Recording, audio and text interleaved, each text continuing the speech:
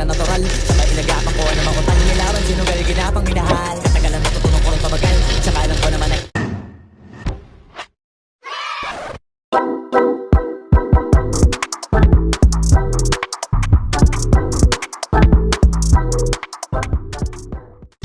Alright, good morning mga boss, amo. Ayan, dito naman tayo sa Young Shop ni Boss Noli Robio.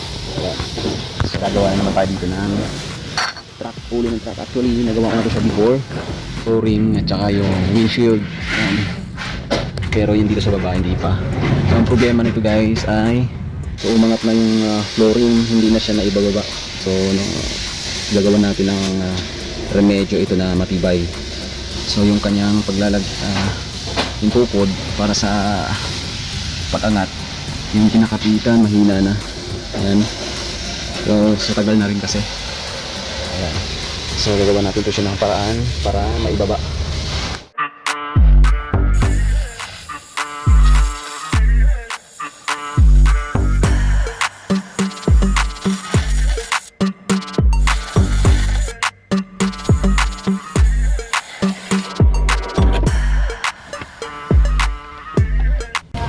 So ganito ang diskarte namin dito guys sa Pilipinas. Pagka tayo nagre-repair ng ganitong ulo ng truck or kahit ng mga kotse, kapag medyo masailan at merong wiring sa ilalim, so gumamit tayo ng agarang tubig, alalay lang para hindi masunog yung mga wirings or mainitan. Kailangan kong tabasin yung flooring para ma-access ko yung pinaka-chassis nya, para mapalitan natin, ma-repair natin para pumibay. Okay. So yun mga kataka-work, ito na yung itsura nya, yung kanyang chassis bukod sa bulok, putol na. Syempre bulok kaya naputol. So sa remedyo na lang to nila before, kasi itong sa ilalim ito yung alalay sa pagputi or pag-angat. Ayan. So mapabrigate tayo na ito, yung matibay na. Actually matibay naman to siya before, stock ko siya, kaya lang kinalawang na.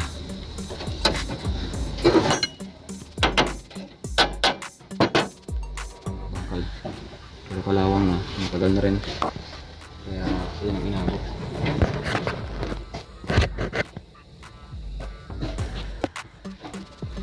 Ito na yung putol na tinanggal ko na. So mayroon pala talaga siyang round bar na makinis sa ilalim, no? Yung dito siya uupo sa sirado na, no? Ito siya, paikot niya siya doon, sirado yan siya. At ganun din yung kabila, yung kabilang butas na yun, yung sa kabila, saliwaan sila. So para pag inangat mo yung ulo, tutulong yan sa pag-angat, gaganon din yan. Yun yung mag-headlift nitong truck. So dahil bulok nga siya, dati na rin siyang repair, nilagyan na siya ng flat bar before, yun, no? So ang gagawin ko nito, susundan ko lang to. Meron pa naman akong susundan, medyo hindi to siya patuwid para siyang sanga. Ayan. So pag ano yung padron nya, ganyan. Ang problema natin dito is ito, kailangan maibaba ko pa yan siya. So napapansin nyo, meron akong minilding dito, inispat ko siya para nasa galan, hindi siya bibitaw, at meron pa akong tali. So ganun pa man is kulang pa din ang baba niya. But anyway, titingnan ko kung pwede bang ito na lang tatanggalin para hindi na ako magbaba, kasi parang tingin ko okay na siya, you know? So dapat kasi level siya dito, ito ang original na chassis na to. Ayan. Original pa to siya. So siguro tatanggalin ko tong sa ibabaw, yan yung dinagdag nila before para siguro umangat pa, kaya siguro nagkaroon ng bukol yung flooring bago ko siya blackback, kasi nagdoble na sila dito. Unlike sa kabila, tubo na lang ang dinugtong nila. Ayun, no? Tubo dito, angle bar, tapos dinoble nila. So tatanggalin ko yan para dyan ko to ipapatong yung chassis.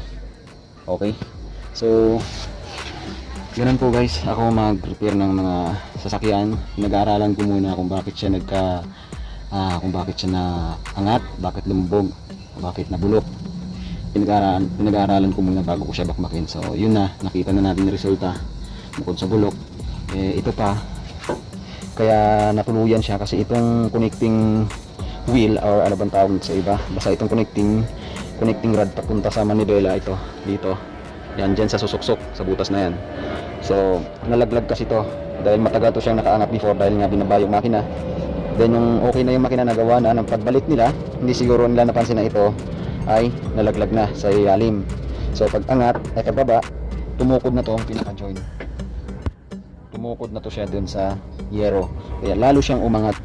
Yung pagbaba nila siyempre mabigat na pag-iwanan na siyempre ito bumaba din, kaya lang lalo pa siyang umangat nung tumukod yung pinaka joint ng connecting rod para sa manibela. Nalaglag siya. Original pa to. Ayan, meron lang silang dinagdag before. So sinapi na lang nila pala to. Sige, alright, so papabricate na lang tayo. Original tong ano niya yung pinaka bisagra, yung cylindrical sa ilalim. Okay, so yun guys, abangan niyo po ang pagtatapos nito. Medyo masailan lang. Okay, so that's all. Don't forget to like, subscribe. Aye.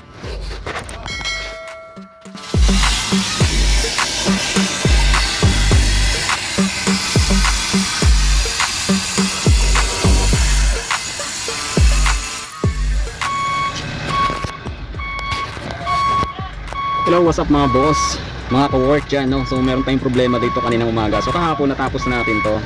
So disregard nyo lang yung po design natin ha, kasi ito ay ginawan ko lang siya ng paraan, kasi kung talagang aayusin natin to siya ng magandang forma, matatagal lang tayo at matagal matapos, kasi kailangan tatanggalin ito ang mga wiring kapag magpalit na nito. At the same time, luma na rin itong sasakyan, matanda pa sa atin, 39 na ako, matanda pa to sa akin. So ang na meantime lang gagawin natin is patigasin itong apakan ng preno, yung pinaka flooring. Then ito inalay na namin, so ngayon po lumaki na yung butas. Okay na Doy? Okay na? Oh, pinalo ko dito, umangat na siya. Ibig sabihin pumunta na siya dyan lahat. Pumunta na siya dyan, nakalak na yan. Sige, ilak mo lang para maano ko rin dito. Ito na yung papatigasin ko. Sabi ko na nga ba ibig sabihin nung inangat na rin to, nakupo siya papunta dito. Nakupo siya, kaya di ba ito mas lalong bumalok to. Okay. So naka-relax lang yung ano, yung chassis. Hindi siya tensionado dito sa ilalim. Kunting ano na lang to para ito. Kunting ganun. kunting Ano? balok to para makalak. Babalik pa yun Doy? Yan. Oo, kasi di ba hinila natin papunta doon. Hinila natin, babalik pa yan. So, ito yung first lock, so yung second lock yan. Pag tinanggal mo dyan, tapos tinangat mo, hindi mo pa rin maangat kung hindi mo igaganon. Ito yung second lock niya, first lock nito. Second lock yun, nasa pinakadulo na, para hindi sa gagalaw. Parang sa hood, ganyan din. Ayan, papatigasin ko lang muna to. Talagyan ko lang itong mga brace.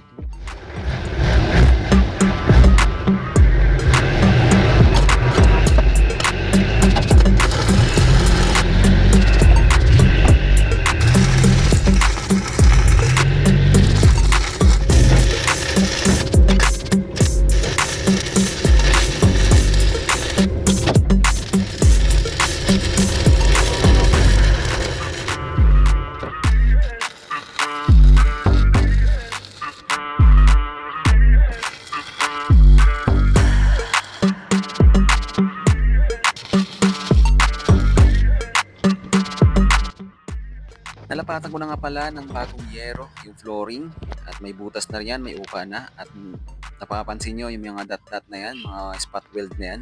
Purpose po niyan guys ay para hindi madulas yung paa ng driver kapag nagmamaneho siya. Then dito sa part na yan, para tumigas yung kanyang kahan ng preno, naglagay na rin ako ng brace. And then gamitan ko nga pala to siya na chain block, no? Kasi sobrang matagal na siyang hindi na-align. So para lang maunat siya, maunat yung kanyang mga buto-buto, parang tao lang yan mga brad. So ayan, inalign ko na siya. So disregard nyo lang yan guys, ito pa siya ng 5 grand. So tapos na yan, ayos. So yun guys, umaandar na yung truck na to. Natapos na rin natin ma-repair yung flooring. Disregard nyo na itong flooring kasi talagang hinahabolan natin dito is yung matibay. Siyempre, pinrimeran na natin. Yung sa preno, naglagay na ako ng brace dito banda para pag-apak ng preno, hindi gagalaw yung paa. Ngayon sa ilalim. Yan. Pinrimeran na rin natin yan. Yan. Tapos pinalagay lalagyan ko na rin ng langis ng aking kaibigan driver para yung spline is swabe yung pagkaano kasi minsan medyo sumasabit eh. Nalagyan ko ng langis. Yung matibay na po yan, meron po yan palaman sa loob yung yan.